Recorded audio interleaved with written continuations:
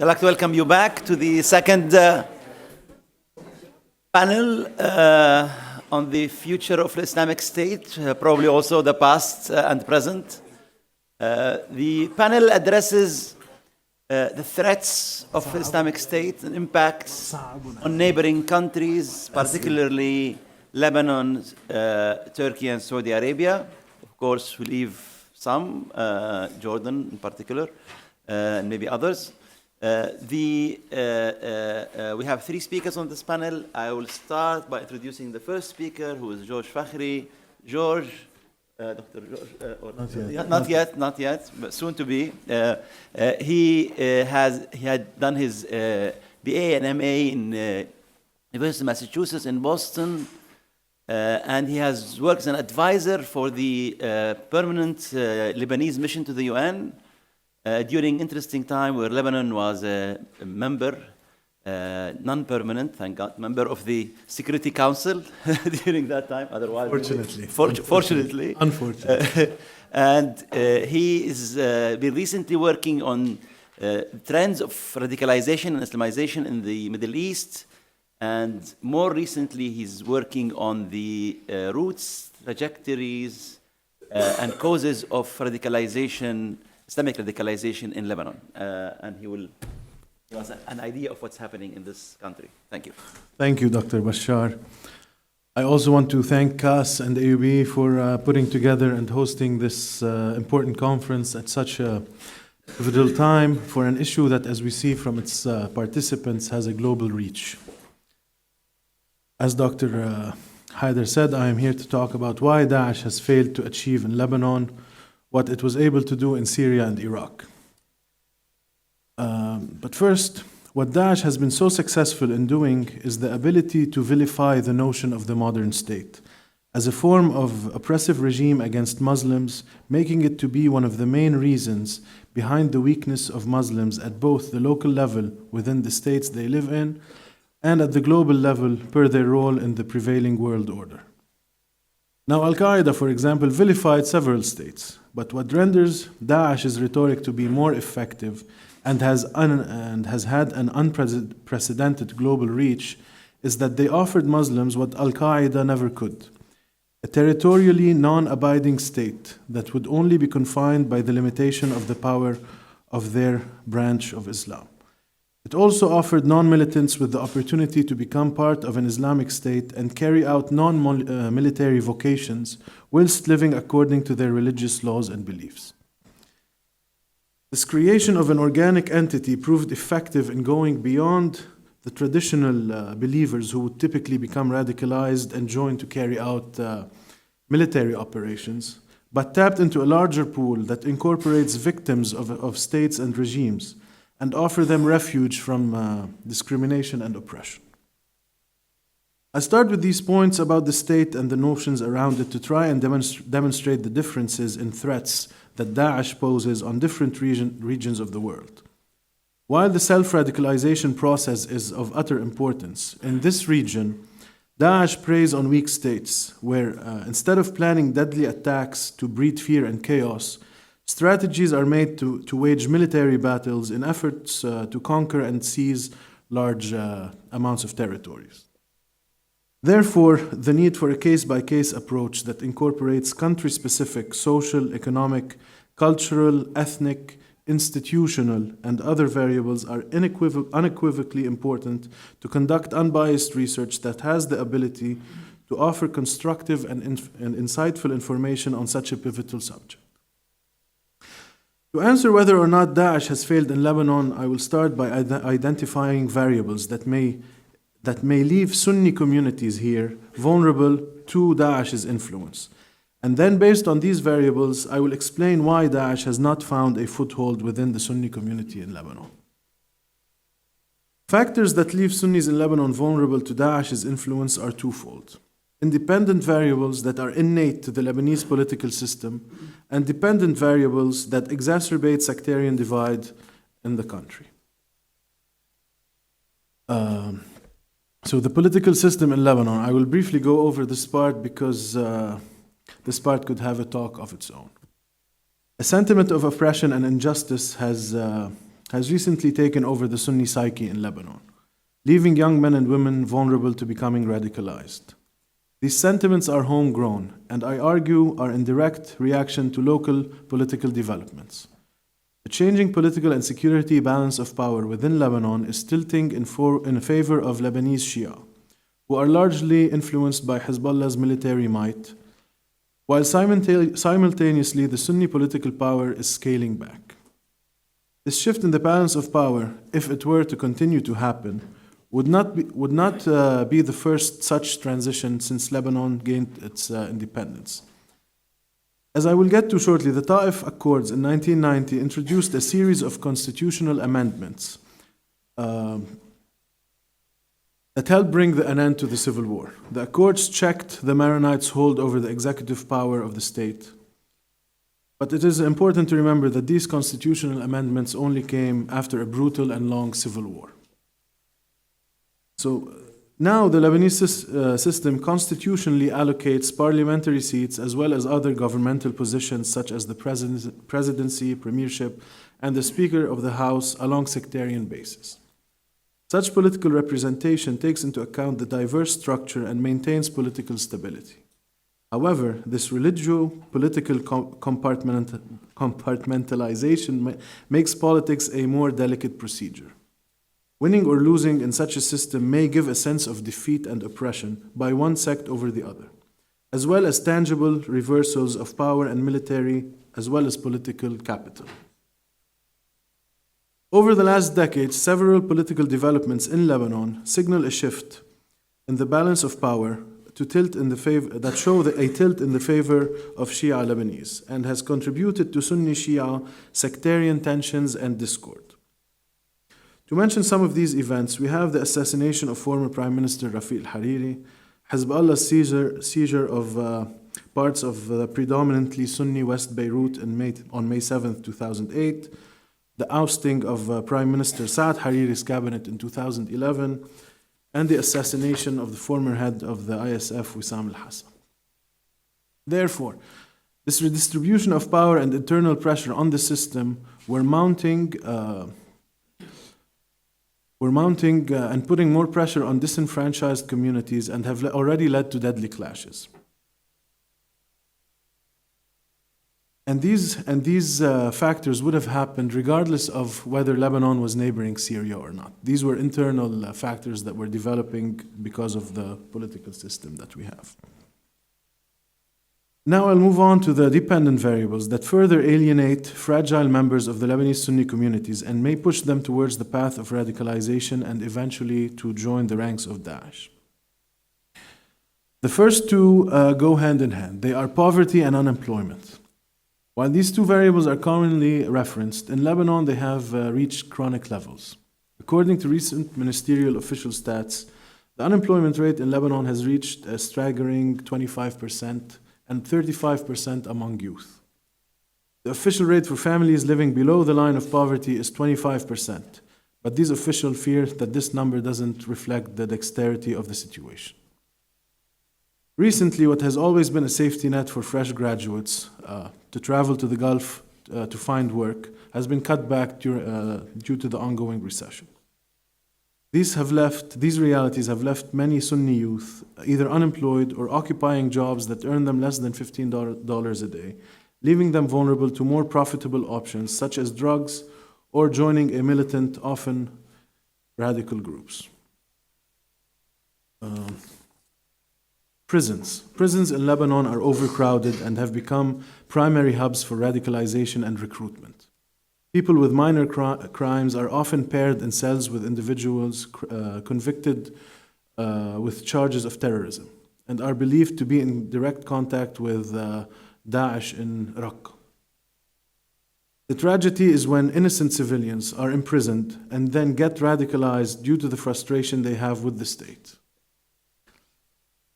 Another variable are the Syrian refugees and cross-border flowing of civilians. This extravagant number of refugees present in Lebanon and the cross-border movements on both sides has unintentionally created a secure system for fighters from Syria to come into Lebanon discreetly and recruit fighters of both Syrian and Lebanese nationalities. Hezbollah's intervention in Syria has also been a very important variable.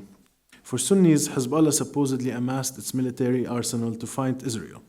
But from 2006 onwards, they feel that it has turned its aim inward and recently into the Syrian conflict.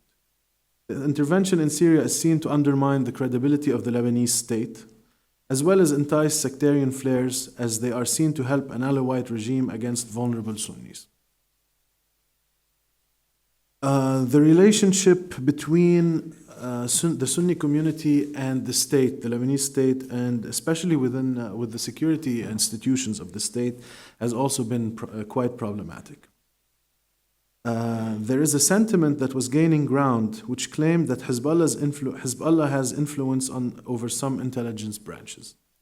Security agencies, they attribute that to the security agencies that use what's called wathaiq al-ittisal, which is translated into communication documents, to carry out investigations and arrests. These documents are similar to warrants, but have no legal basis and are not subject to any judicial oversight.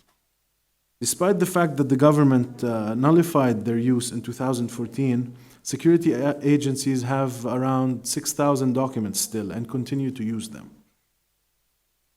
According to interviewees, these warrants have forced young Sunnis to either travel, hide out in Palestinian camps, or flee to Syria. Moreover, the lack of collaboration between agencies has often led to multiple arrests for the same individual, even if he or she were found innocent the first time. The final dependent variable is the absence or weak of Sunni political leadership. We all know that since 2005, Saad Hariri has emerged as the political leader following his father's assassination. But a series of political events that have rocked Lebanon since, and we mentioned a few, has left the Sunnis in Lebanon feeling that he has compromised too much and looks rather weak in the face of Hezbollah. However, moreover, Saad Hariri's recent 2-year self-exile has also left a detrimental vacuum in Sunni political leadership, which proved the lack of an alternative Sunni leader and actually a testament to his strength. So, why has Daesh failed in Lebanon? Daesh failed in Lebanon because the grievances, as well as institutional degrees of marginalization that Sunnis feel in Iraq and Syria, do not exist as strongly in Lebanon.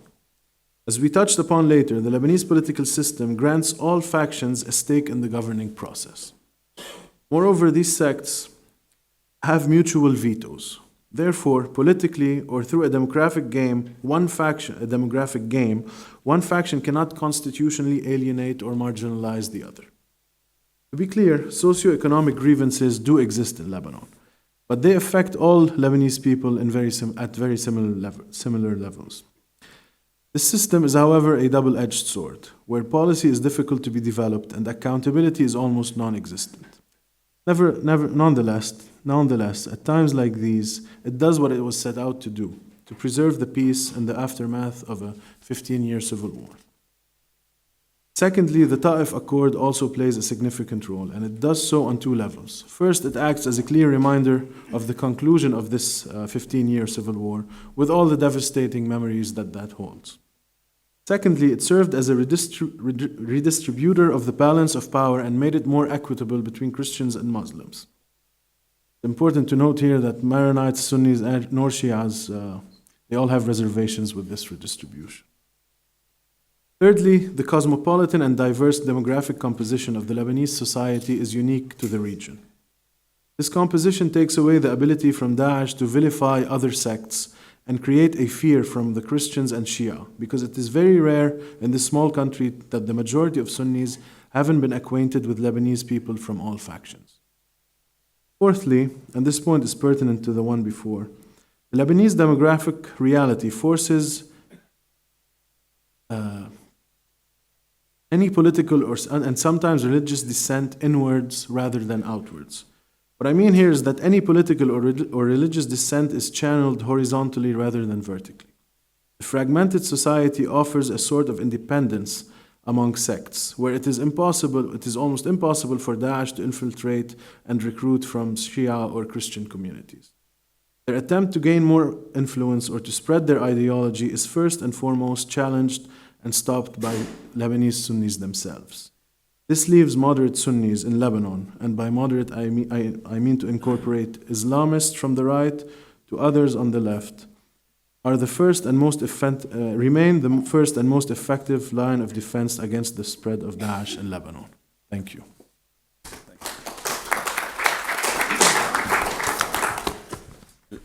I guess this a bit continues the discussion from the first panel about the impact of sectarian marginalization.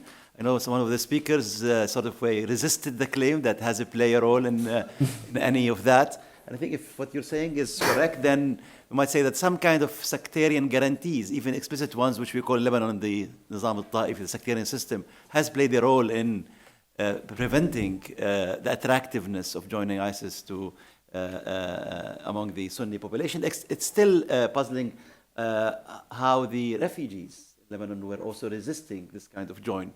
Given a weak state like Lebanon, the puzzle continues. How a weak state like Lebanon can actually maintain a good level of failure for ISIS and its affiliates. The puzzle of the impact of ISIS continues also with Turkey, a country that has been accused at least of being warm a bit to ISIS, still witnessed even more attacks than most other countries, definitely more than Russia, which is supposed to be the arch enemies of ISIS and has a good number of people that fight in ISIS with them. So the puzzle of and why other places which we'll discuss later probably in this panel, like Tunisia, which is the only success story in the Arab Spring, supposedly had a lot of fighters from it come from to ISIS. So this puzzle of explaining the impacts continues with us. Now we'll try our luck with Turkey, and our speaker today is Dr. Umut Koldash, who is a director of the Near East Institute in the Near East University in Nicosia, and he has earned his PhD from the Near East Institute University. Technical University in Ankara, I believe. His work is mainly on democratization and the state-minority relationship. And he will tell us more about the state of Islamic radicalization and political violence in Turkey. Yes, thank you. First of all, I would like to also thank the Konrad Adenauer Stiftung and also the Islam Fares Institute of American University of Beirut for this timely meeting, which provided us also the exchange, the different the experiences in different parts of the Middle East, North Africa, and even Asia. So my focus will be about the ISIS impact on Turkey, and I will be outlining this impact by referring to the change and continuity in the strategies of both sides, Turkey and ISIS, and also by referring to the propaganda outreach of ISIS and responses of Turkey.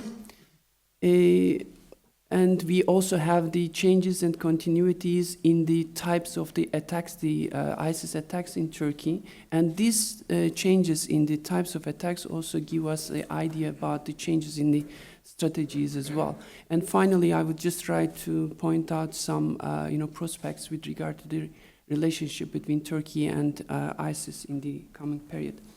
ISIS, as maybe most of you would be aware, that was not the primary concern of Turkey at the beginning of the civil war in Syria. And Turkey's main concern during this period was the toppling the Syrian regime, the Assad regime, and establishing a coalition of opposition forces which would be more friendly to the Turkish regime after the replacement of Assad regime. And the second priority was preventing the expansion of the Kurdish forces and emergence of the Kurdish area, the Kurdish controlled area in the borders of Turkey. And thus, when we look at the activities of ISIS at the very beginning, it very well served directly or indirectly to the foreign policy objectives of Turkey at the beginning stage. But in the further stages of the civil war, the picture has changed significantly. And it has become clear that the Assad regime would not collapse. And it has also become clear that the United States and other actors in the region would not tolerate the existence of ISIS anymore in Syria. And plus, of course, there was an approachment of the Kurdish forces, and they were like on the road to become the main ally of the United States against ISIS, and Turkey needed to change its strategy. First, to prevent the consolidation of the US-Kurdish alliance, and to avoid a Kurdish corridor in northern Syria, which would be controlled by YPG or PKK under supervision of the United States forces. And it also became obvious that the ISIS would not stop with Iraq and Syria, but expand and would exert a threat to neighboring countries, including Turkey. So thus, Turkey offered substantial military support to Free Syrian Army and the US against ISIS. And there were, of course, certain occasions which, consolidated this support or willingness of Turkey for this support. And she tried to reposition herself, and it had its consequences. And as a result of this repositioning, especially beginning with the late 2015, what we saw was that Turkey increased the border controls in order to prevent transit passage of ISIS militants, as well as to stop their transborder activities. And in line with that, the oil and drug smuggling decreased significantly. And Turkey initiated Syria physical border security system, including building a wall and watchtowers and even the drones and so. And it also tried to exert the financial control on illicit financial flows to ISIS, which didn't seem very efficient at the initial stages at least. And Turkey furthermore tried to establish a buffer zone through controlling the Manbij and Al-Bab to prevent establishment of this Kurdish corridor that I mentioned, or ISIS control in the border areas. So this was the main reason behind the operation of the Europe Raid's Shield. And Turkey also tried to establish functioning surveillance mechanisms in order to take preemptive measures against ISIS. Their effectiveness are also in question to a certain extent. And in the current situation, strategic goal of Turkey is to prevent attacks and activities of ISIS militants who returned or will return to Turkey. And within this context, one of the Turkey's main concerns is how to contain and monitor the activities of ISIS militants, as well as the lone wolves after the dissolution of ISIS in Syria and Iraq, if it happens. And finally, of course, the de-radicalization of ISIS militants and some sympathizers should also follow these steps, but this would need a systematic struggle and with effective international and regional cooperation.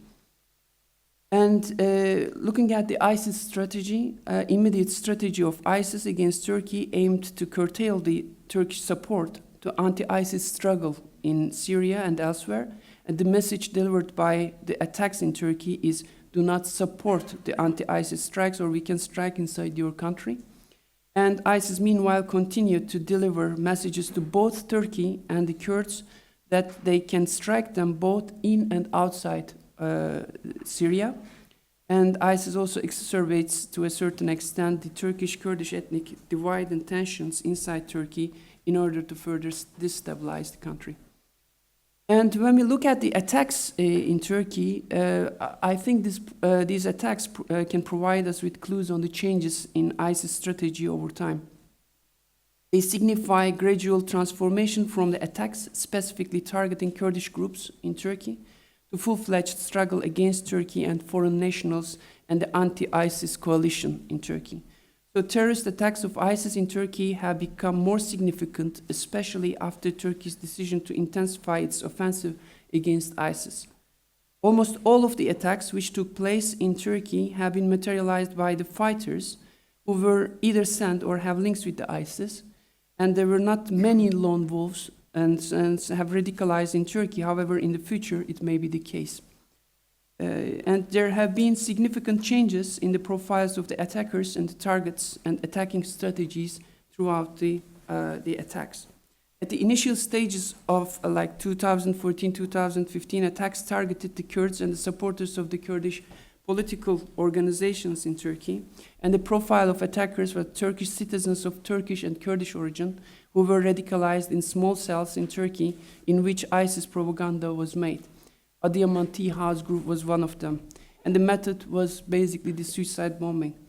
And following the Turkey's support for the international border controls in 2006, attacks took place against the tourists and foreigners who visited Turkey, and there was a shift in the type of the targets in that sense.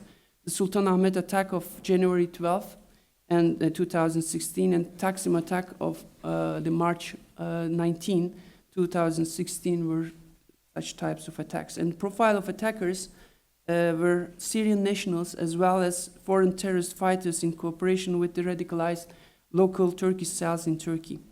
So they were trained terrorists and they targeted foreigners in Turkey directly and giving the message, and Turkey indirectly, especially the public order, tourism, and economic aspect of it.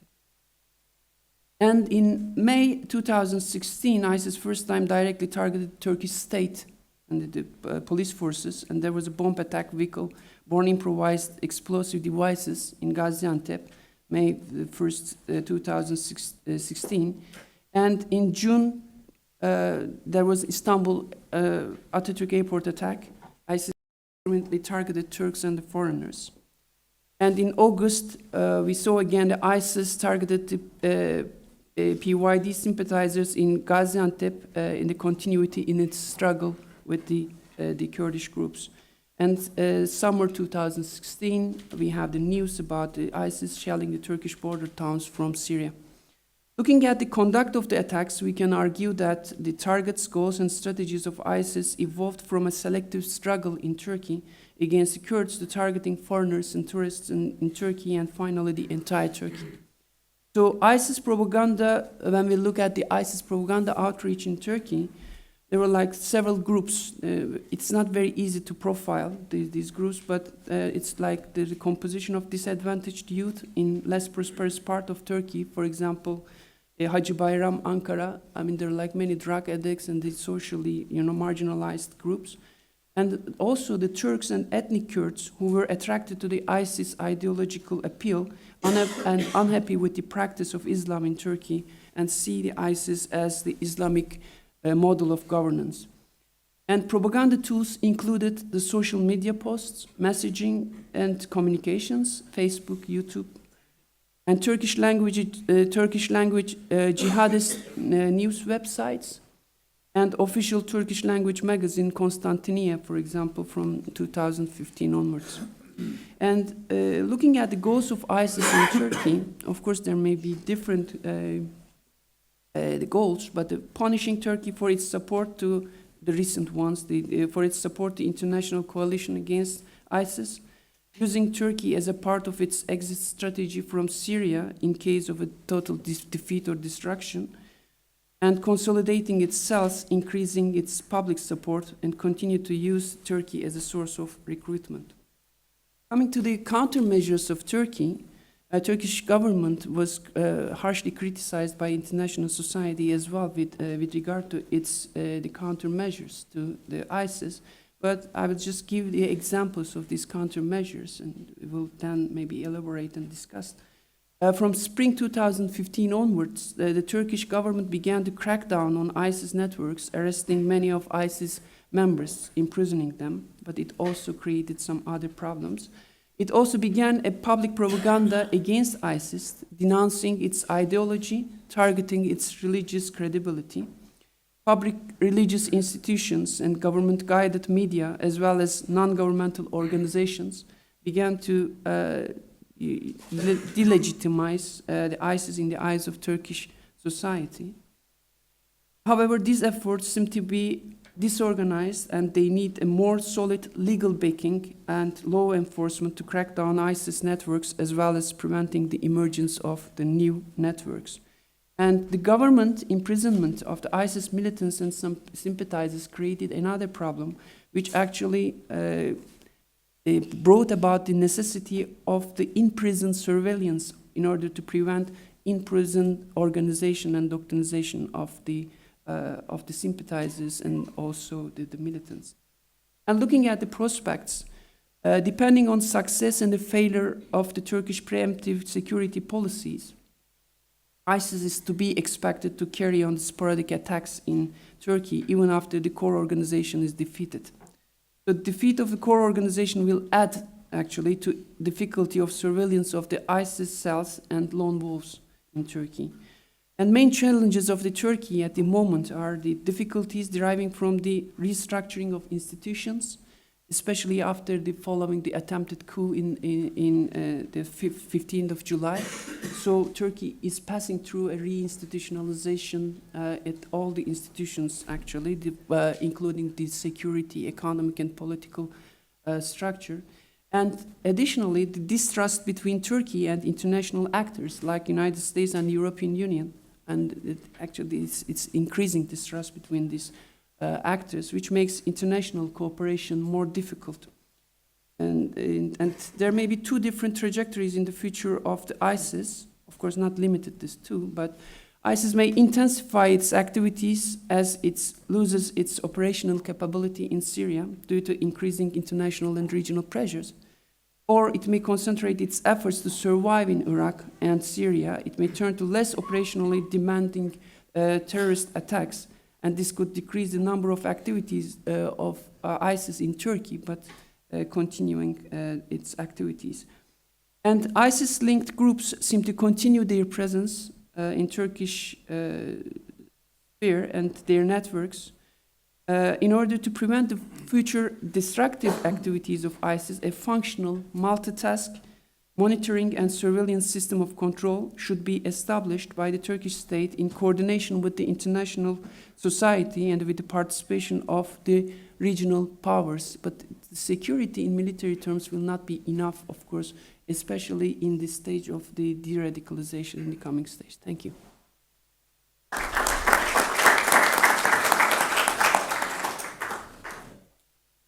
Now we'll be glad to introduce our third speaker. Of course, when we talk about the impact of ISIS in other countries, when it comes to Saudi Arabia, maybe the question would be the impact of Saudi Arabia, ISIS, rather than the opposite. And in a country where the state is obviously engaged in a war against radicalized Islamic political violence, but the society seems to provide ideological and social background for many of these movements. It's interesting to have somebody from Saudi Arabia who is Dr. Abdullah bin Khalid al-Saud, and he is an assistant professor at the Naif Arab University of Security Studies. But now he is a research visiting fellow at the International Center for Studies of Radicalization and Political Violence at King's College London. It's also the place where Dr. Saud obtained his MA and PhD. Particularly his PhD was a study on the radicalization of political violence in Saudi Arabia from the early 80s till the early 2000s.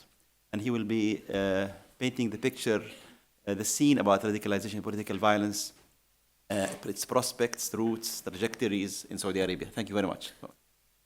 Thank you very much. First of all, I'd like to thank KAS and AUB for inviting us and organizing this very important conference. So I'm going to talk about ISIS activities in Saudi Arabia. 4 points I'm going to focus on. First, history and its strategy in the kingdom. It's the themes of its narrative and propaganda against Saudi Arabia, presence and activities, and a few remarks on the future outlook. I'm aware I'm the last speaker standing between you and lunch, so I'm not going to keep you, I'm going to make it brief. November 2014 was the date when Abu Bakr al-Baghdadi accepted the bay'ah of various provinces. Saudi Arabia was one of them. He called it Wilayat Bilad al-Haramain, the land of the two holy mosques. Something strange that I found in the Dabiq magazine following Abu Bakr al-Baghdadi's audio message, they made a distinction between the Arabian Peninsula and Yemen, listed them separately, even though Yemen, geographically speaking, is part of the Arabian Peninsula. What's ISIS strategy in Saudi Arabia? It was laid out very clearly in al-Baghdadi's speech. He addressed the people of Saudi Arabia. He said, draw your swords, deal with the Rafida first. He means Shia, wherever you find them.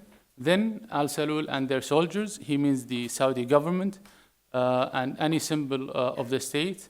And third, the Crusaders and their bases, foreigners. More recently, a fourth target was added to the list, religious clerics and scholars.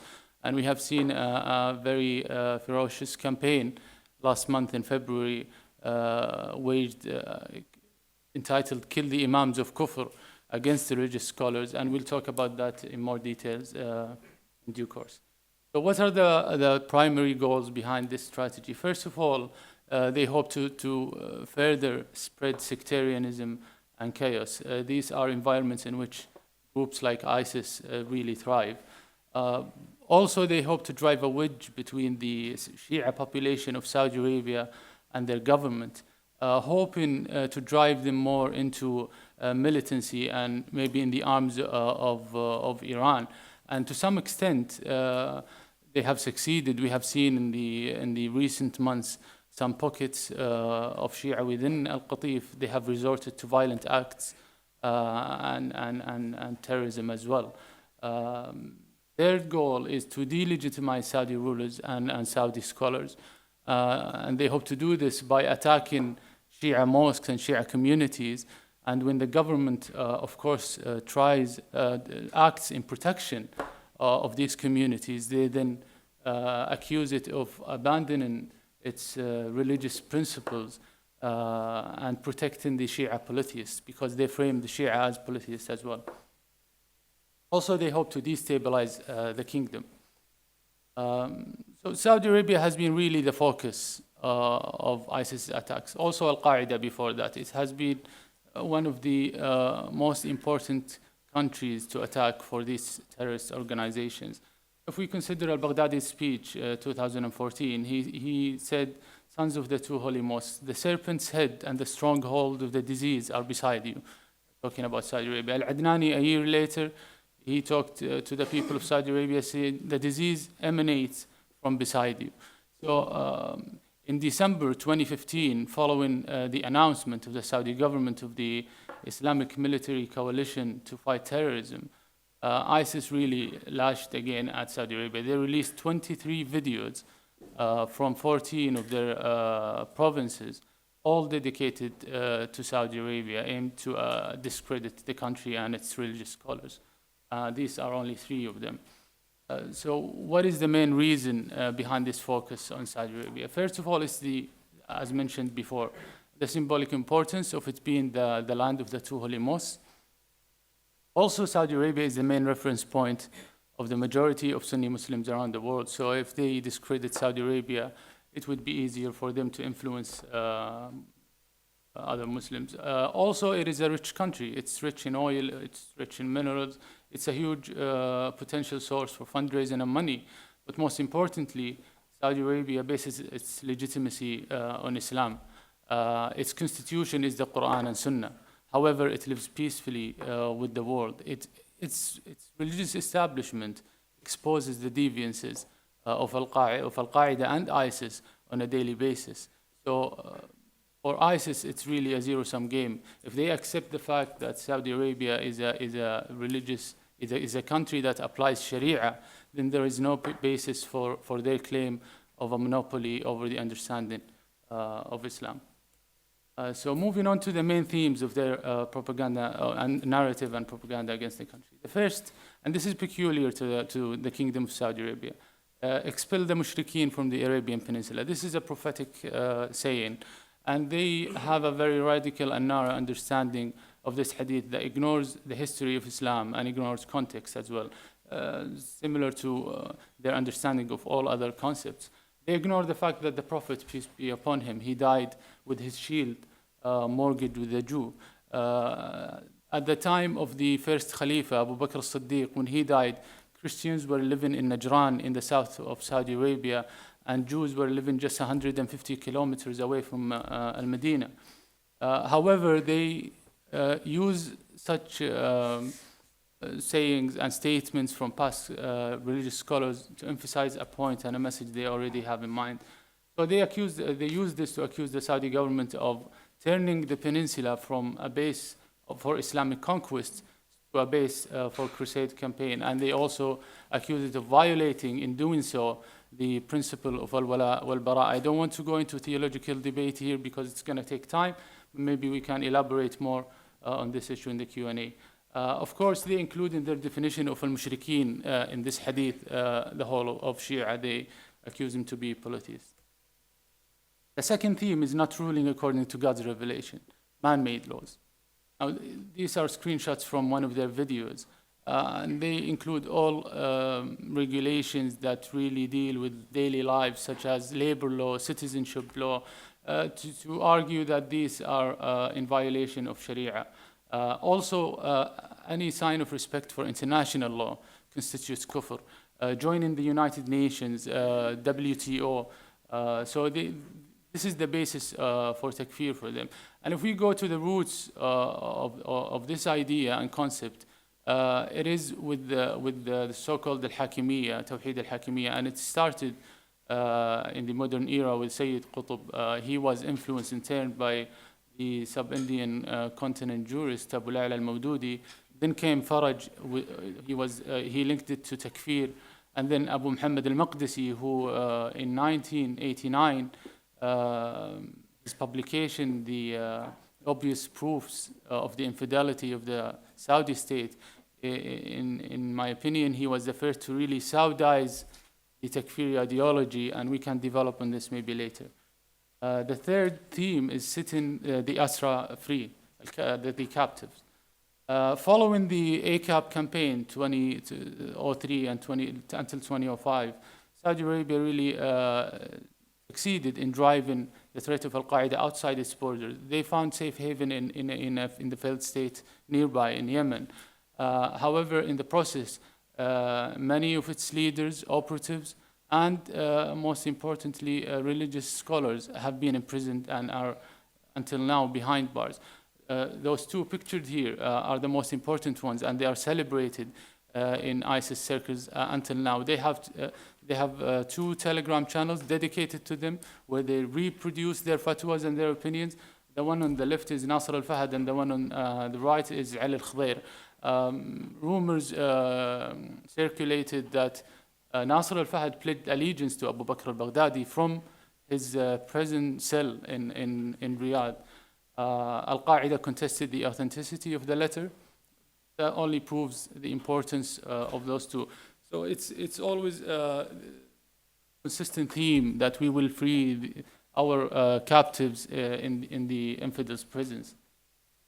In January 2016, Saudi Arabia executed 47 convicted terrorists, and following that, ISIS really lashed again at the Saudi government, but most importantly, now at its religious scholars. And that was the first time, to my knowledge, that the kill the Imams of Kufr was coined. And this is from their January 2016 issue, the Dabiq magazine. Here's an excerpt. It says, "Indeed, it was already obligatory to spill the blood of these palace scholars, for they had apostatized years ago, defending and supporting the Taghut in the war against Islam. However, the reason to kill them now is even greater." So this takes us to the fourth theme, excommunicating religious scholars and calling for their murder. This is not peculiar to Saudi Arabia or Saudi religious scholars. However, if you look closely, you will find the vast majority of religious scholars in their videos are Saudi ones, and official and non-official alike. They don't limit their attacks on those who are in the official religious institution. The reason is that these religious scholars are the main barrier and obstacle in their way of really influencing Muslim youth in a more powerful way. And this was captured really nicely by ISIS itself in its Dabiq magazine. It says the palace scholars of the Saudi regime, from the Grand Mufti to the minions who spread deceitful pro-Taghut propaganda atop the pulpits of their kingdom, are at the forefront of this effort to dissuade Muslims from jihad and from upholding the Sharia, averting them from the path of Allah. And this is really what gets under the skin. In what way does ISIS attacks differ from that of earlier Al-Qaeda attacks? Because this has been a consistent theme in two main regards. First of all, they don't only criticize and attempt to discredit, they also excommunicate them and call for their murders. Most importantly, though, they widen the circle of scholars who really they call the scholars of evil or the palace scholars and other derogatory terms, to include almost everyone outside their tiny, small circle and group of clerics.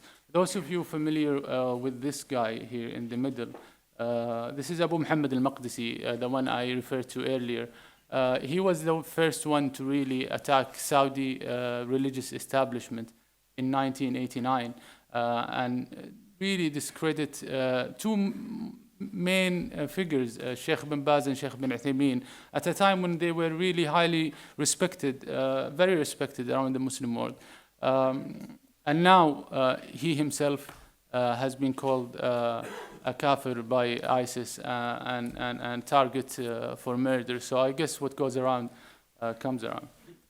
The fifth theme is contesting the religious legitimacy and credential of the Saudi state. And they do this by really constructing a very simple yet powerful narrative that focuses on accusing the Saudi government of protecting the polytheist Shia first, waging war against Islam and Muslims through its alliance with the West, and betraying and abandoning the principles of its founding fathers, by which they mean the mission of Sheikh Muhammad Abdul Wahab that really originated in the 18th century and culminated in the establishment of the first Saudi state.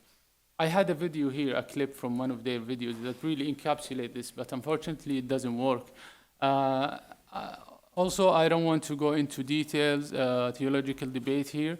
Maybe it's something we can expand on in the Q&A, but they have 5 central concepts in their ideology that are completely alien to the so-called Wahhabi heritage. So for them to claim to be an extension of that heritage serves really a purpose for them to appear as a legitimate Islamic tradition rather than just a virulent recent ideology. So moving on to talk about presence and activities. Since November 2014, the month the so-called Wilaya was claimed to be established, 32 incidents related to ISIS have been committed in Saudi Arabia. If we compare the target to the strategy, we find a huge discrepancy. Only seven attacks have been committed against Shia mosques, and all of them against mosques. And this is really something that ISIS have brought. Al-Qaeda, as mentioned before me, rarely or never have attacked mosques. 22 attacks have been against security personnel, security forces, and 3 attacks have been against foreigners. No attacks whatsoever against religious scholars, despite continued incitement. The nature of attacks, I'm not going to go into. Only 11 out of the 32 were officially claimed by ISIS. One can ask why they haven't claimed the rest. The most recent, it's not the most recent, but the most famous one mentioned by Dr. Guido before in the previous panel, the attack on the Prophet's Mosque in Al-Medina. That coincided also with another attack in Jeddah on the same day that was aimed at the American consulate, but the attacker failed to reach the target and detonated himself in a nearby parking and only killed himself. Also on the same day, another 3 attackers attempted to detonate their bomb in a Shia mosque in Al-Qatif. So on one day, they attempted to attack security forces near the Prophet's Mosque, the American consulates, foreigners, and Shia. So it's their main strategy. All of them failures. ISIS never claimed this attack, even though it has the fingerprints of ISIS all over it. Maybe they saw the reaction of the Muslim world. They thought it's really costly for them to claim it. Who knows? The first claimed one was in May 2015, and that was against a in Al-Qatif against the Shia mosque. And the last one in April 2016, and this is it was filmed. It's a drive-by shooting of a security personnel. Since then, they have resorted to easy hit-and-run attacks. This is a simple timeline of their attacks since November 2014 until March 2017. And if you see the last 7 months, if we exclude 2 attacks in November, last November, that were really easy hit-and-run attacks, it has been free of attacks. And this was due to the success of the security apparatus mainly. Just quick figures about Saudis who traveled to Syria. 3,200 traveled since 2011. Most of them in 13 and 14. 13 alone, 1,500, and last year only 56. Many reasons due to the huge drop in the number of those traveling. We can talk about it in more details later. As of the end of 2016, 1,500 are still active in Syria, 950 killed, and 750, just above 750, have returned back to Saudi Arabia. Some of them disillusioned, others came as operatives to conduct violent terrorist attacks inside the kingdom. It's important to note that these numbers are not limited to ISIS. Some of them have joined Jabhat al-Nusra and other factions in there. Quick remarks about the future outlook.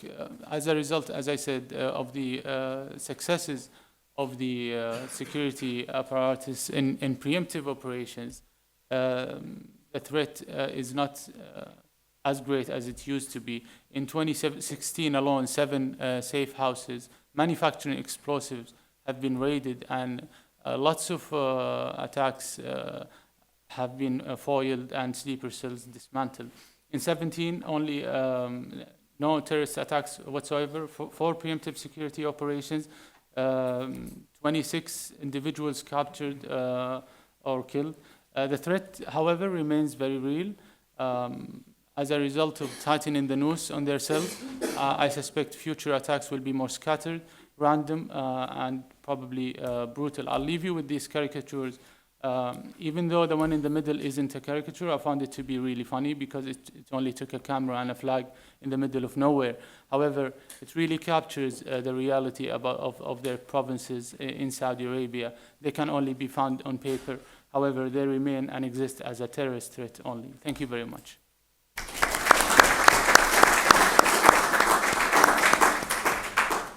Thank you for all the panelists. Strikes me that kind of way ISIS works as a unifier of the region. They hate everybody, the Americans, the Saudis, the Shiites, the Europeans, the Turks. They look like maybe one of the puzzles understand their strategy of unifying all the people against them. Is this more of a political suicide of some sort? This explains the short span of their life. And it does provide a puzzle about if there is a strategy, what kind of strategy is that? In the sense that they also want worldly success. They want to have a state as well.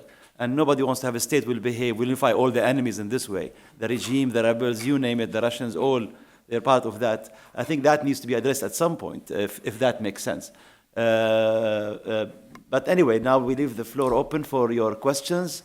I'll try, I'm bad detecting fingers, but I will try to do that. Starting with the lady there, please. Sorry. Sorry. Yeah. Florence Gaub from the EU Institute for Security Studies. I have a question for Abdallah. Thank you for your very nice presentation. I'll talk tomorrow about the European, or rather the French networks. What do you think are the push factors in Saudi Arabia that drive young Saudis into the arms of ISIS, whether to go abroad or to engage with it in Saudi Arabia? Thank you. Let's take a couple, 3 questions, and then that corner. Yes, there. Yes. Okay, thank you. My question is for Abdallah. You said that 750 Saudi foreign fighter returnees you have now. How is the Saudi government dealing with them? Are they in prison? Are they under surveillance? Are they part of reintegration, rehabilitation programs? If so, what are these programs? Thank you. Yes, go ahead, since you have it next to you. My question is to Mutbey. The position of ISIS nowadays, as you mentioned, that it is creating new, I mean, everybody is the enemy of ISIS, but it was not like that in the beginning. Let's say that in the beginning of the revolution in Syria, so-called revolution in Syria, Turkey was doing everything to have Assad toppled down. And you know that in the beginning, the transportation facilities, the Turkish airports, the Turkish borders were used to transport all these fighters and these terrorists to enter Syria. And then this was complemented by logistic and also by the military support of Turkey to Daesh, and we have some proven documents. And if you remember, NATO in the beginning of the Syrian revolution warned Turkey that the ISIS or the fighters are using Turkish territories to enter Syria. You remember the Davutoğlu's response to that when he said, on a daily basis, we have millions of tourists visiting this country. We cannot stop anyone. And then right after that, Turkey applied the no visa entry policy, if you remember. And that helped a lot of... I have been to the Turkish airports and I've seen a lot of these weird people and they were using those airports.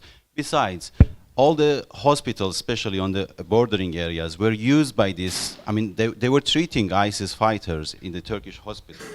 And after all of that, I mean, at that time, people were warning Turkey that they are playing with fire. This is not a joke. Nowadays, I mean, we see that the policy has changed. But do you think all what Turkey did was, in response, ISIS did some good things to Turkey, including sending back the diplomats who were stuck in Mosul? Do you think that Turkey, was it related to that? And besides, this was complemented with trade deals between Turkey and ISIS. Turkey was the access point of ISIS to do fundraising as a normal state. And they were, exporting oil through Turkey, antique deals, a lot of smuggling, and also so many things were happening. Do you see any relationship between this and that? Thank you. Can I please ask you to keep your comments short enough so we can finish at 1:30? Thank you very much. Yes. Hi, my name is Rudaina Al-Balbaki. I work here at the Islam Fares Institute. My question is to Dr. Abdullah. So in response to what have been said on the previous panel, what do you think about approaching Daesh from an ideological point of view? You have spoke about 5 points that doesn't allow us to see the Daesh doctrine as a Wahhabi-related doctrine, or even related to Sayyid Qutb's ideology or Ibn Taymiyyah. So thank you. I have to take the answers now, and then we'll go to the next round of questions. So many of them were addressed to you. Thank you for the question. It's not a very difficult question, actually, because I already mentioned at the very beginning, the Turkish main concern was not ISIS. The Turkish main concern was actually to prevent the Kurdish corridor in the border and security-wise, and also the toppling down the Assad regime. And looking from the realist perspective and purely focusing on the pragmatic, the objectives of a foreign policy, as many actors did in the Syrian case and other cases as well, the values were not so much respected in terms of, in ethical codes and so. But I'm not sure, about whether all the examples that you provided are proven or not. But still, the main concern, the foreign policy objective was very clear from the Turkish part at the very beginning. Whether that encouraged ISIS later on is, I think, should be, of course, discussed by looking at the different aspects of it in detail, and even the current nature of the relationship between ISIS and Turkey as well. And so it is not very easy to make a very systematic analysis of the nature of the relationship of the ISIS and the Turkey, because at the moment you cannot simply think of, as very well-based and monolithic state structure in Turkey. Okay, because they're like diverse institutional structures. They were very much affected by, you know, as I mentioned, the recent the coup attempts and so. So they're like, in terms of the institutions who will be, for example, developing the strategies against ISIS is a very big problem. And the other point is how the, you know, international cooperation and coordination will be established is another problem. I mean, all the Turkish society at the moment, especially domestically, are focused on what will happen after, you know, the April 16 with the referendum or so. But I mean, the story will start afterwards. I mean, what will be the direction of the reinstitutionalization and the restructuring of the state so that it will provide these strategies, not only in the case of ISIS, but in many fields, actually, in the Turkish foreign policy. Yeah, I'll start with the last question. I think the question about the role of ideology is one that is bound to generate disagreement. But from my personal point of view, I think it's grievances, first and foremost, that drives those terrorists, either actual or perceived, and then ideology drives a vehicle for them to channel these grievances. So they believe first in an idea, and then go back to the religious text and search for proofs and evidence for it to support it. And that's a wrong methodology. It should be vice versa. It should be they go to the Quran and Sunnah and then interpret it and do what it says, but they believe in an idea first and then go resort to history, such as the Wahhabi mission. And for any movement that spans centuries, two centuries, 3 centuries, if you apply selectivity, appropriation, and repurposing, you can pretty much argue any opposing point of views. The modern era takfiri ideology, I believe, started in the prisons of Jamal Abdel Nasser's Egypt and Hafez al-Assad's Syria, and the persecution of the Muslim Brotherhood there. They couldn't believe that what's done to them is done and perpetrated by other Muslims. So from there started the impetus of the takfiri ideology. And when I said that there are central concepts in ISIS ideology that are alien to the Wahhabi heritage, I meant by which the Khilafah first. The first Saudi state was established in the 18th century at a time when the Ottoman Khilafah was still existed. They never claimed to be a counter Khilafah to that, the Khilafah al-Uthmaniyya. The second thing is the apocalyptic dimension. You can find no precedence in the Wahhabi heritage for this line of thinking. Also the violence, the brutality of their violence. This was really started with Abu Mus'ab al-Zarqawi, who was mainly influenced in his perpetration of violence by Abu Abdullah al-Muhajir.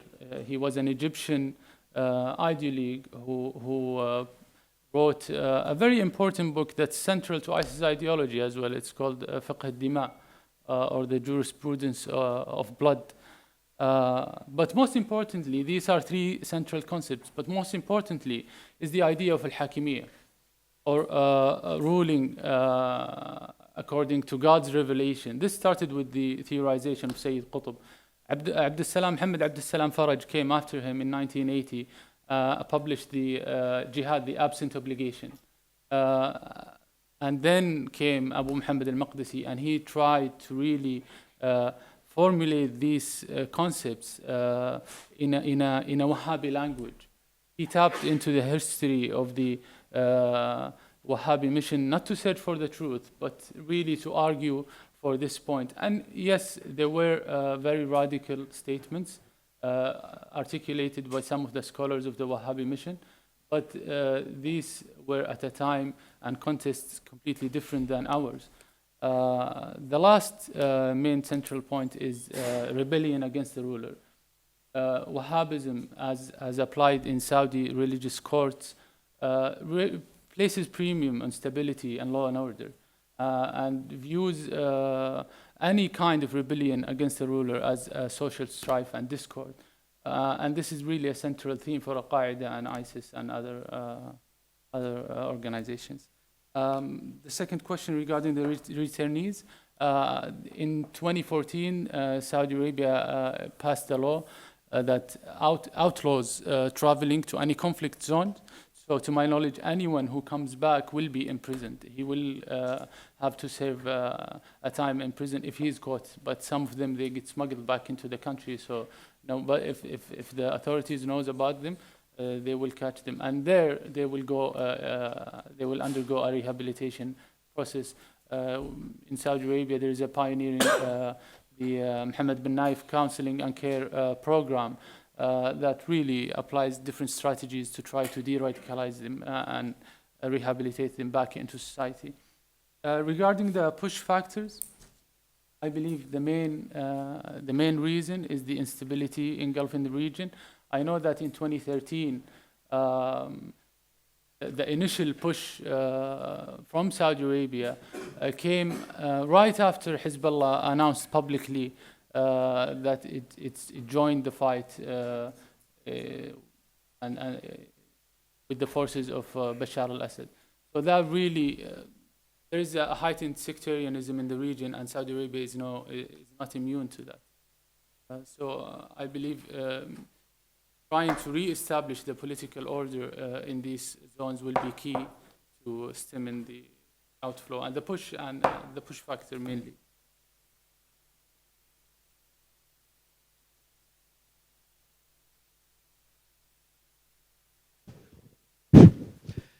Professor Leva Assemani, Lebanese University and École d'État-Major of the Lebanese Army.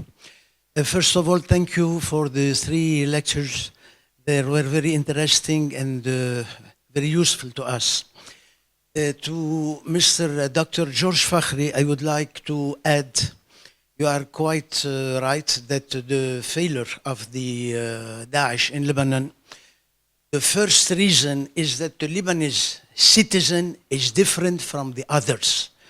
I mean, the Muslim citizen and the Christian citizen in Lebanon, they are different from European Christians and Arab Muslims. This is the first. They lived together for more than 1,000 years, and this gave us this strength to be against this Daesh and others. And you were talking about the weakness of Lebanon. Lebanon actually is the strongest country in all the Near East. Second, I would like to talk to Mr. Umut. Mr. Umut, we don't understand exactly where is Turkey, from which side of the barrier it is, with the Daesh or against it. Sometimes you are with Egypt or with Saudi Arabia, another time you are with Iran. So we don't understand where you are exactly. You know, you colonized the Near East for 400 years, and you know what's the Turkish. You do have now 2 problems. The first one is the rebellion of the Kurds, and you have also the Armenian genocide. Until now, you didn't find any solution for it. So please explain to us. Fine, Mr. Abdullah bin Khalid Al Saud, I would like to point out something. It is important for us and for you to know what's the Wahhabism, the danger of Wahhabism is represented in Saudi Arabia. We already had one 2 centuries ago. Around 1810, 1820, Muhammad Pasha sent his son Brahim Pasha to fight them in Saudi Arabia, the land which is now Saudi Arabia. And you mentioned also there is 3,000 Saudi fighting in Syria. There are much more. I think there is a problem in the Saudi society, and you have to solve it. The Wahhabism is a very big danger. I think I would like to hear more about that. Thank you very much. Can we try to keep the questions Thank you very much. Mohammed Al-Jarrah from Libya. Thank you for the presentations. And the question is for Dr. Abdullah again. The Salafists and or the purist Salafists, as some like to call them, or the quietist Salafists, are becoming prominent in Libya. And they're becoming prominent because of their alliance with the Libyan National Army and its leader Khalifa Haftar. Recently, there was an incident in Libya where a unit, a Salafist unit, confiscated a shipment of books in Libya. It included books by Paulo Coelho, by Dan Brown, and other novels. It caused an uproar within Libya, and people were saying, "Oh, this is now the new trend. This is the other ideology that we will have to fight with." So what happened is the Salafists now have grown too powerful, and they control many of the mosques in eastern Libya. I went to a Friday sermon where they circulated a sermon, and like Dr. Haider said, actually, it's not just ISIS, but the Friday sermon was an attack on ISIS, Muslim Brotherhood, Sufis, secularism, liberals, books, and philosophy, as I remember it. And the other problem is we're seeing some of the fatwas that are being used by Daesh is being used by some of these Salafist units in Libya. And these are usually connected to Madkhali, like the Madkhali trend of Salafism, etc.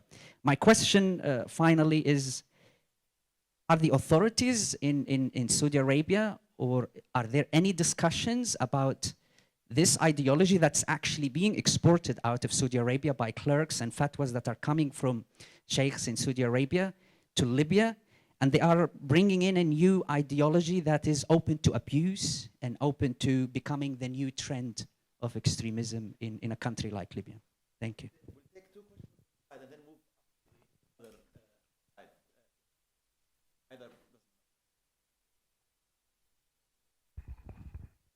في عندي سؤال بالعربي. اسمي علي المعلم، وانا ضابط متقاعد. يعطيك العافيه بدي اوجه سؤال للدكتور فخري وبعدين للدكتور عبد الله. اول شيء يعني بالنسبه للدكتور فخري يعطيك العافيه. وانا الحقيقه موافق على كل شيء قلته، وبحب اعقب كمان شغله اضافيه، انه حتى ندرس شو هي اسباب التطرف في المجتمع السني. يعني هيدي نقطه مهمه، اذا بندرس شو هي اسباب، نعم، شو هي أسباب التطرف في العالم في المجتمع السني، وما هو العلاج؟ شو هو العلاج لهالتطرف؟ طبعا حضرتك تفضلت حضرتك انه سببه هو الفقر والبطالة.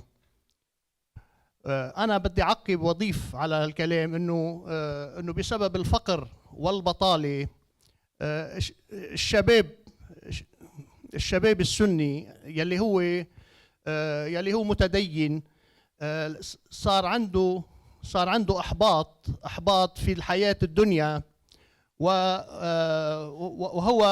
لجأ الى الدين والى المساجد. نعم، لانه عم بترجم. نعم، هو لجأ الى الدين والتدين حتى يعالج مشكلته، لأنه هو اعتقد انه بهالدنيا هو محبط وهو فشل، وبالتالي هو عم بيحضر الحياة الآخرة. لهالسبب يعني اتجه نحو التدين.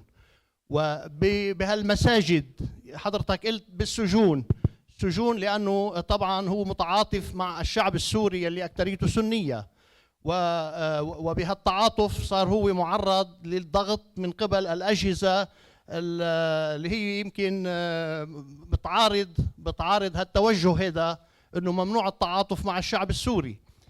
بقى لهالسبب يعني هو اتجه نحو التدين، والحل هو انه الدولة يعني تساعد على ايجاد فرص عمل لهالشباب، لحتى لانه لما تلقي فرصة عمل لهالشاب المحبط بيتحول عن التطرف وبيرجع. صور الفكرة وصلت، فينا ننتقل لسؤال ثاني. السؤال الثاني. عفوا خلينا نعطي مجال للبقية. أنا بس في نقطة مهمة، في مجال للحديث بعد خلال نعم، بس بدي أوجه كمان كلمة للدكتور يعني. عبد الله، إذا بتريد إنه أنا بشعر إنه في خلط بالفكر تبع حضرات المحاضرين واللي بيحترمهم وبكن لهم كل احترام.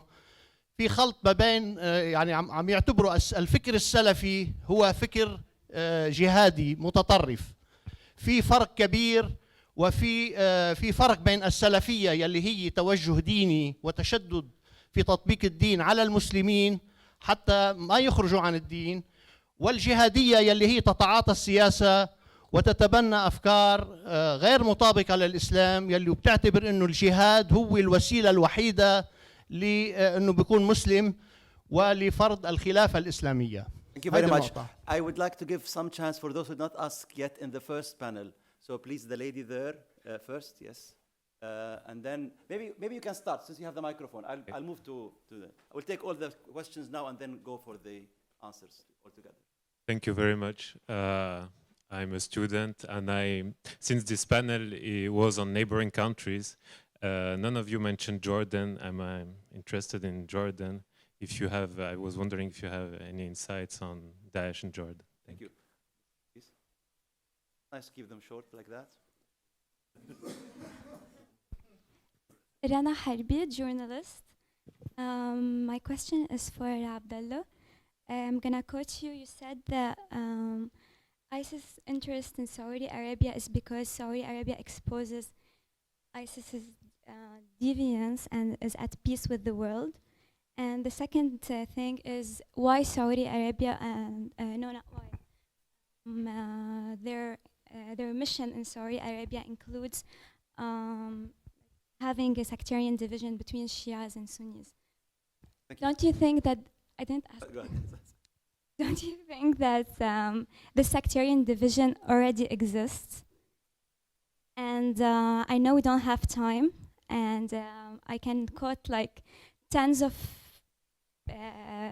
religious scholars who have criticized Shias and have called for fighting Shias and Christians and Jews during prayers, during Friday prayers, just like ISIS have. So my question is, don't you think that Saudi Arabia should first try to combat extremism within the Saudi religious books and scholars and what's on TV and what's even aired on Egyptian TV, etc.?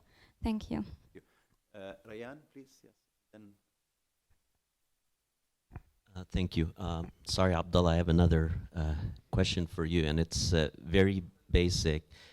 Everybody made a good argument about the radicalization. A lot of the Daesh came from Arab prisons, Assad's and Mubarak's, Gaddafi and others. But Abu Bakr al-Baghdadi also spent some time in prison, in a US prison. And so was there any role of, you know, whether it's US intervention, occupation, and US prisons in radicalizing, you know, and bringing about Daesh? Thank you. Last question for the gentleman there, and that will do it. Yeah.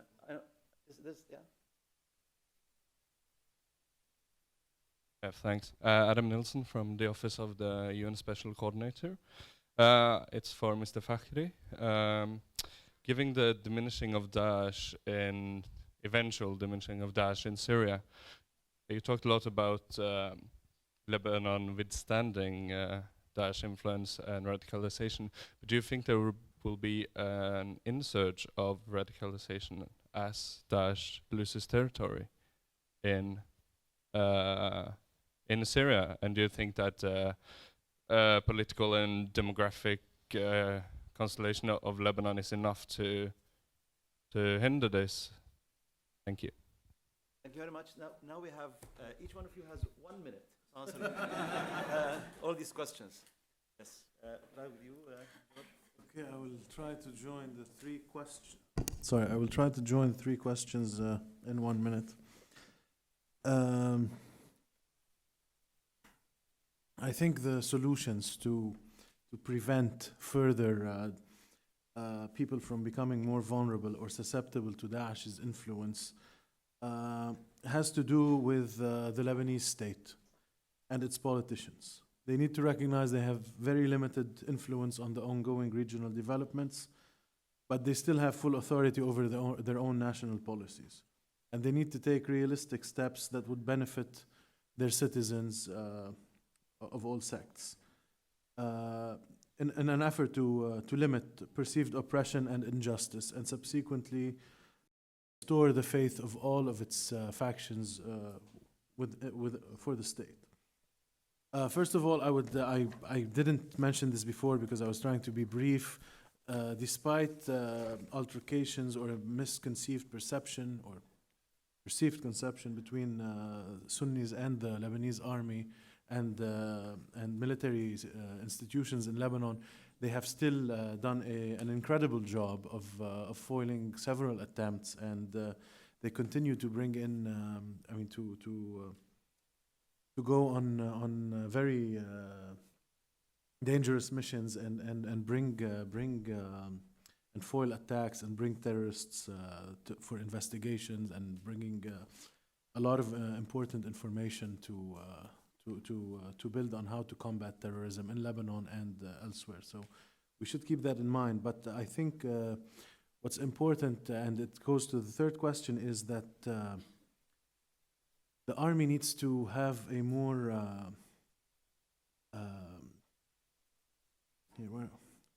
they need to install trust between the communities and the institution. Doing so by holding town halls or having groups and whatnot would build strong relationship that would result in better collaboration between these communities and the state if there would happen to be an influx of extremists from Syria into Lebanon. So no, it would not be the demographic and like the cosmopolitan nature of the society will not be enough if there's not an actual strong military institution that will protect its country. But in doing so, in full trust with the communities, because they go hand in hand, and one without the other will not be sufficient. Two more points. One, Dar al-Fatwa needs to play a major role within the Sunni communities. They need to assume responsibility of who holds speeches and teaching during Friday prayers, and they need to have more modern research publications and books to become more available and portray relevant and moderate images of Islam capable to relate to current issues, not interpretations that are old and not relevant to what's going on in society today. And the Lebanese government needs to give the prisons a top priority, as these cells have become a primary location for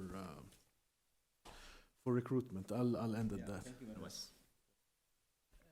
Just very quickly, most of the questions revolved around the issue of Wahhabism and Saudi religious ideology. First of all, I believe firmly that there is no such thing as inherent Saudi radicalism that drives Saudis out into conflict zones. You mentioned the issue of the numbers. Foreign fighters from Tunisia are more than the number of foreign fighters from Saudi Arabia, and there is no Wahhabism there. From Russia, from all around the world, even from, if you count, I think from Europe to 2,500 from the whole of Europe joined ISIS, so it's a similar number to the Saudis. So why do they go? They don't have the same, they weren't brought up with the same religious curricula. And regarding the sectarianism, Saudi Arabia did not invent sectarianism or anti-Western rhetoric in the region. It is there. Saudi is not immune to it, but it wasn't really a product of Saudi Arabia. If you look at the slogan of Al-Houthis in Yemen, for example, they curse the Jews, they curse America as well. So since I would say, and this is a personal opinion, the Iranian Revolution in '79, it tried to export its revolution and its ideals. That contributed also to the heightened sectarianism in the region. Blame can be really on all parties here. No one is innocent, but to claim that there is an inherent radicalization in Saudi Arabia that drives Saudis to go abroad is really missing the point, because if that's so, then why the majority of Saudis aren't radicals, and also why there are very long periods of peaceful existence in Saudi Arabia. It has to do more with conflicts in the region. Whenever there is a conflict, you see a rise of foreign fighters. We saw this in 2003 with the invasion of Iraq. We saw this following the Arab Spring in 2011. We saw this in the 1980s with the Soviet invasion of Afghanistan. So it's always instability and conflict zone that really drives radicalization in the region, and it's no specific country that really exports that ideology. Mhm. About ideologies know no border. It's not a conscious exportation, in my opinion. It's just, you know, if you believe in something, then it can, especially in our modern age, it just travels around. There isn't a discussion about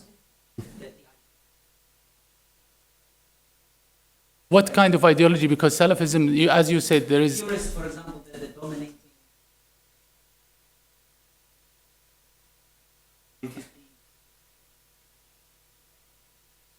It's Can we continue this discussion after so that we can. We'll be here. I hope it will be here. Okay. Yes. Thank you very much for the a deep question actually that you asked, because it is the main question of the foreign policy analysts of Turkey, where Turkey stands, because it started for being the regional leader and based on the identity politics, and it turned out to be that having no problems with the neighbors, and we ended up with trying to rebuild the balances with the both regional and international actors. But coming to the question that you asked, whether we are like Turkey is with ISIS or against ISIS, I do not find actually this question very productive, with us or against us type of questions. Whether it can be productive or not, I think we can all analyze it together. But all the actors, I think, should ask themselves from the very beginning of the emergence of ISIS, whether they were with ISIS or against ISIS at all these stages.